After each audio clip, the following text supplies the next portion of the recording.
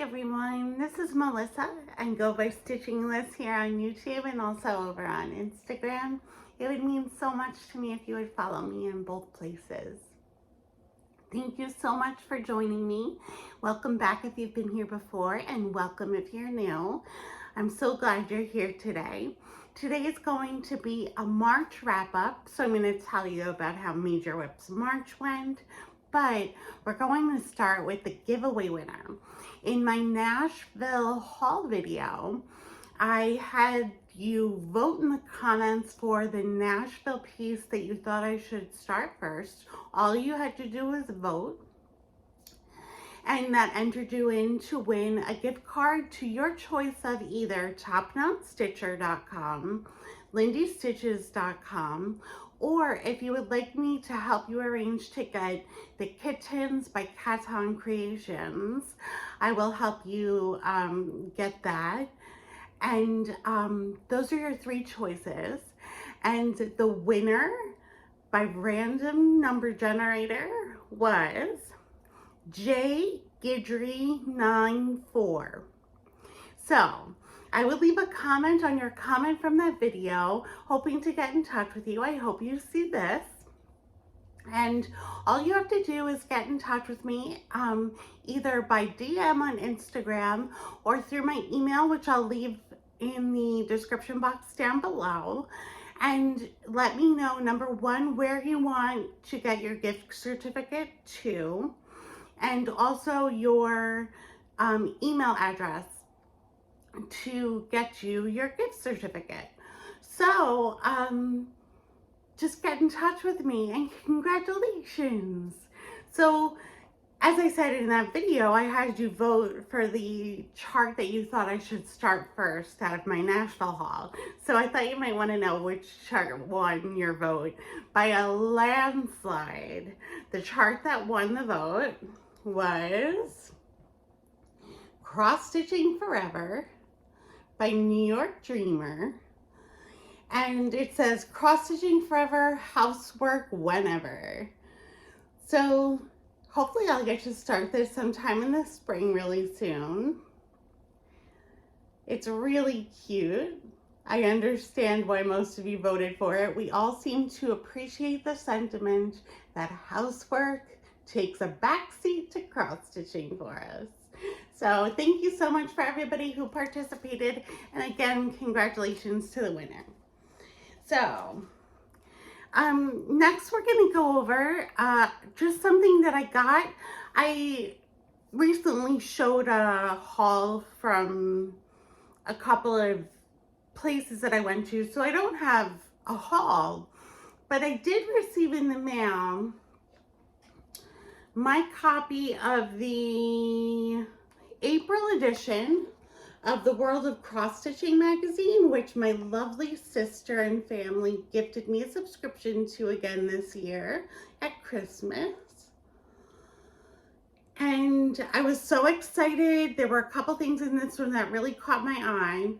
This magazine usually comes with a freebie, and the freebie that it came with this time, I am like so impressed with. It's so cool.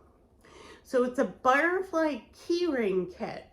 So it comes with the fabric and the threads to make this butterfly, and it has the frame hoop keyring to finish it in. So I'm so excited to get started on this and do this at some point really soon. I don't know how long it'll take. It's a lot of like little color changes, but it's a tiny, tiny chart. So hopefully I'll be able to finish it really quickly. So super excited about this. There were these charts. I can only show you 2 out of this series because the rest of them are just patterns. But this is designed by Lisa Rakes, Classic Tales. And what it is cat bookmarks based on books, and there's like a pun inserted into the title somehow. So this one, for example, is A Tale of Two Kitties by Charles Kittens instead of A Tale of Two Cities by Charles Dickens. This one is Romeo and Juliet by William Shakespeare. And then the other ones that I can't show you but are also patterns, there's Little Kitten by Louisa May Alcott, like Little Women. There's The Catfather by Mario Puzo, like The Godfather. And there's Catula by Bram Stoker, like Dracula. So I think these are really fun and neat. The only thing that's intimidating to me is that all of the background is stitched. So that's a lot of stitching to do the background.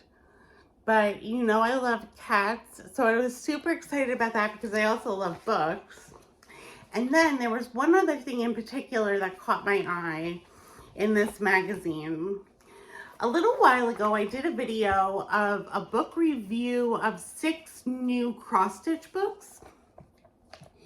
And this appeared in one of the books, and they did an article about the author and the new book, and they made this pattern available for free, plus another one from the book in this magazine. And this was like my favorite pattern from the magazine. I think it's so pretty. So I was so excited that this was in here. I find it a little bit difficult to work from actual books because they've got the binding and it's hard to keep it open, and can you mark it or can you not mark it? And so I'm really excited to have this one in my hands from a magazine. So that was really exciting stuff from the world of cross stitching this month. And now into some FFOs. I actually have quite a few FFOs this time around. So since the last time you saw me in an update, I finished a page in my Stitchy scrapbook, which, as you know, I've been working on smalls and medium-sized charts. And I had finished the last time the Winter Valentine's Day Kittens Ornaments by Handsewn Creations. And I took 2 of them and I made them into a scrapbook page. So this is what this looks like. This is the sloth and the fox. And I mounted them on the ornament wooden tag that comes with the kit from Handsewn Creations. I added a button to the tops and mounted the pieces on them. I used some scrapbook paper to back that, and I used washi tape to go across. I added some silver stickers. These ones say super cute because these are super cute.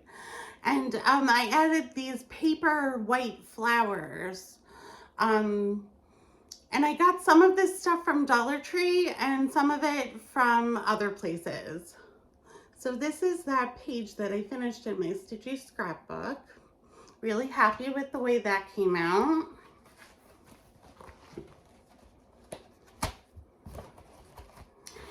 And then I just did a video a couple of weeks ago on how to do a hand sewn pillow. But if you didn't catch that video, I did fully finish this Dollar Tree kit of the earth with love on it into this pillow. So this is what the pillow looks like. This is the back fabric.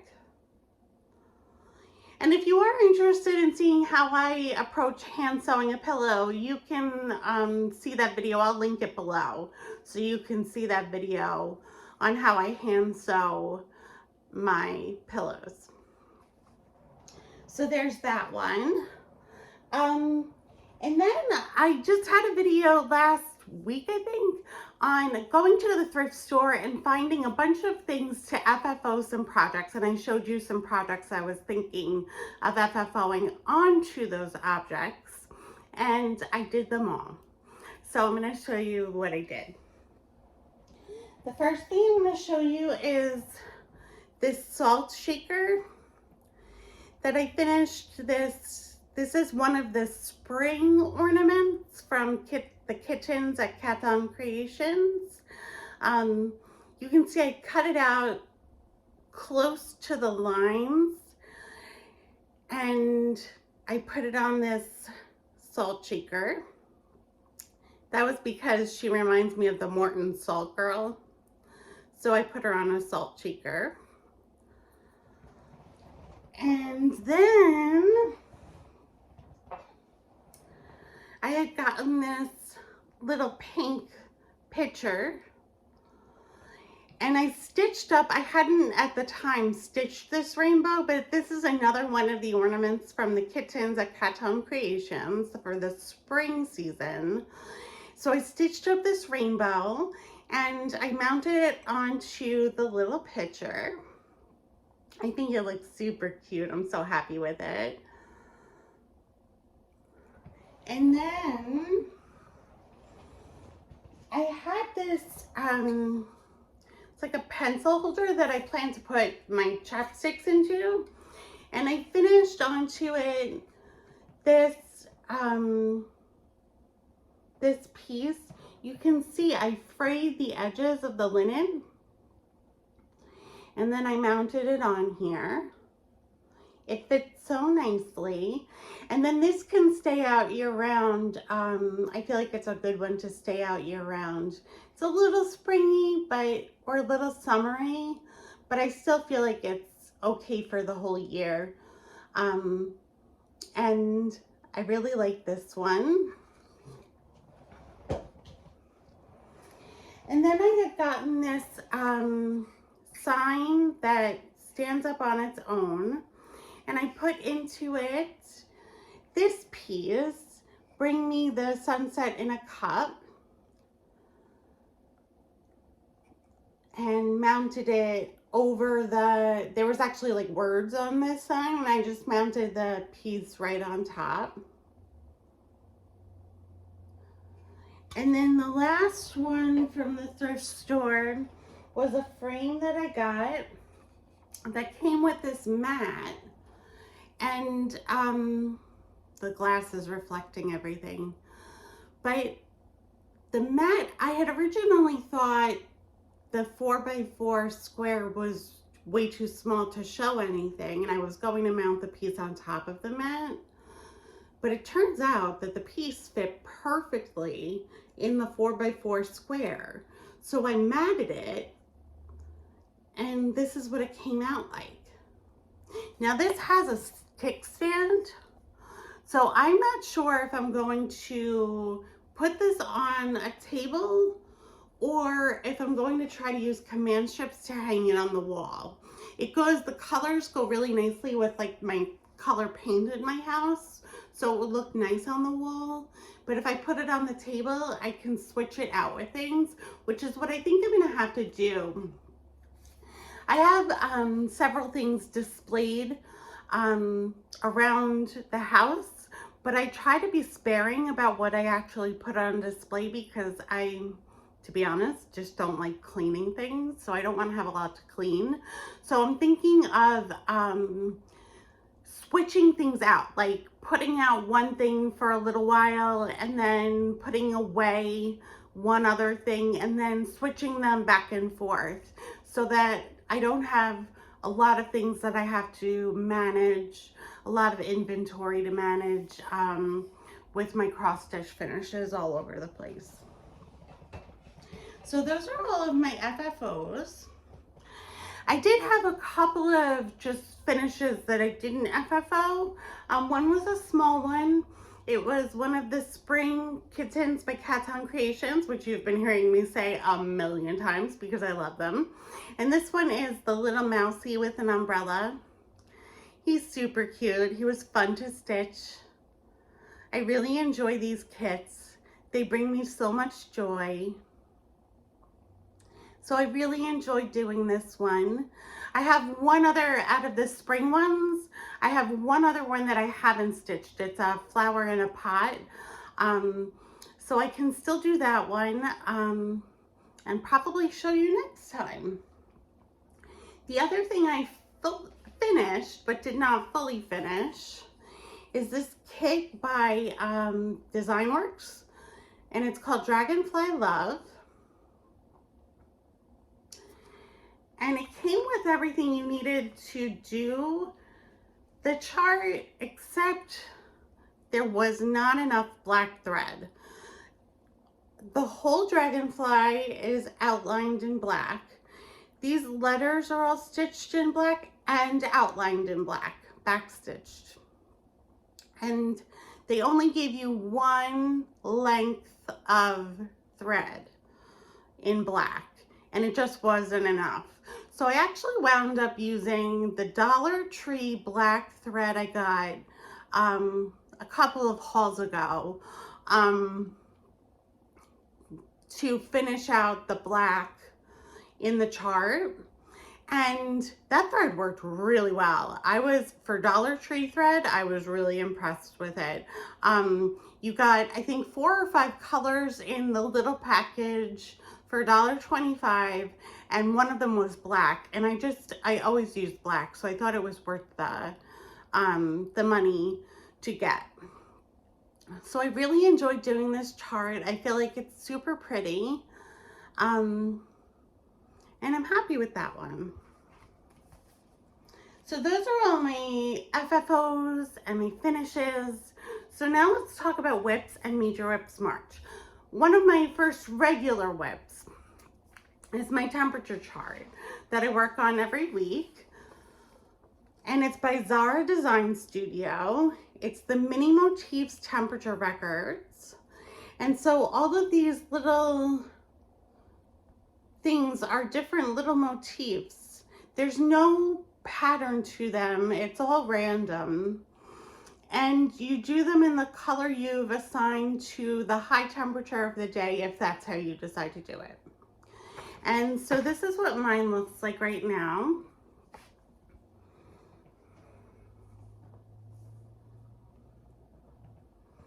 So you can see we had the purple is the colder days, but this yellow in here, those were super warm days for, I believe that was March. Super warm days. I think this dark yellow was in the 70s. So mostly, you know, milder temperatures, but couple of super hot days, couple of super cold days, and then we'll see how it goes as we go through the spring and summer and see what colors we get into. So that's my temperature record. It's done on an 18 count beige Aida that's just like a Charles craft that I got from the craft store. So now let's talk about Major Whips March. If you didn't see my video about Major Whips March, it's a challenge I did in March where I picked 5 of my whips, one for each weekend in March, that was major to me in some way, shape, or form. Kind of loosely based criteria. And I worked on it for as long as I could, or as long as I wanted to see what kind of progress I could make on those whips. So I had a couple of choices that I showed in that video, and I wound up choosing what I felt like I was in the mood for. So I actually wound up doing one of them twice because it was an Easter one, and I had done it on week 2 of March because I wanted to work on it. But when I got to the 5th week of March, that was actually Easter. And so I worked on it again for Easter because I really, really wanted to. So I only have 4 projects to show you. I'm going to insert pictures of where I started from. I have my starting place pictures, and show you where I got to during each weekend. So the first one I did was Black Heart by Kathy Barrick. So this is a bunch of motifs And then the heart is stitched black all around it. It's really cute. So this is where I will insert the picture of where I started from. And while you're looking at that, I'm going to try and hold up alongside where I got to. So this is my progress on this whip. I added several motifs. This is a fun one to work on. I like that you can get like little mini finishes by doing the motifs. I'm definitely worried about all the black stitching around it. Not sure how that's gonna go, but I have a long ways to go before I get there because I'm gonna do that last. So that's Black Heart. The next one I worked on is the one I'm going to show you at the end because it's the one I worked on for Easter at the end of the month. So the third week, I worked on Moonlight Visitor by Blackbird Designs. And that's what this one looks like. And I'm going to insert a picture here of what it looked like when I started and show you where I got to. So I feel like I did a lot of work on this house. It's a pretty big house. Not unenjoyable, but you know, sometimes stitching back and forth the same colors can be a little bit tedious. But that's where I got to on Moonlight Visitor. And then for the fourth week, I stitched on Anne Powell by Pineberry Lane. That's what this one looks like. And this is what it looked like when I started it. And this is where I am now. So I added a lot of border, couple of borders, and a lot of the alphabet and some numbers. I feel like I made a lot of good progress on this one and got myself back into stitching this one.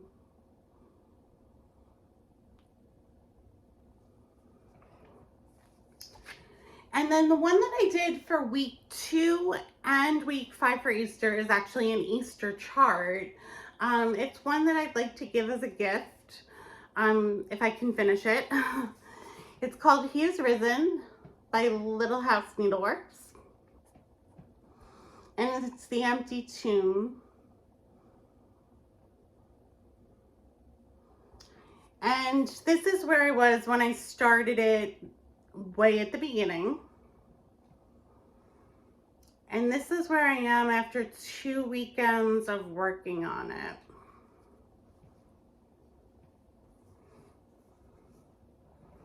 I feel like I made really good progress on this. I finished half the tomb with all the foliage on the side. I started the foliage on the other side. This was a lot of stitching on that half a tomb. That took quite a while. There was just a lot of stitches there. But I've been enjoying this one. I enjoyed them all. The thing about Major Whips March that was hard for me is that I am a stitcher who likes to stitch what you're in the mood for. And even though I had several choices of what whips to stitch, I still felt constricted by the fact that I had to stitch one of my whips that weekend. So I felt a little constricted. So it was a little hard to do. For me, I enjoyed working on the pieces, but I didn't like that I couldn't work on whatever I wanted if I wanted to start something. Or, I mean, I know it was my own challenge and I really could have done whatever I wanted to do, but I wanted to try to do the challenge. So So it was a little hard. I'm really glad that I did it, but that it's over. And now I can stitch whatever I want.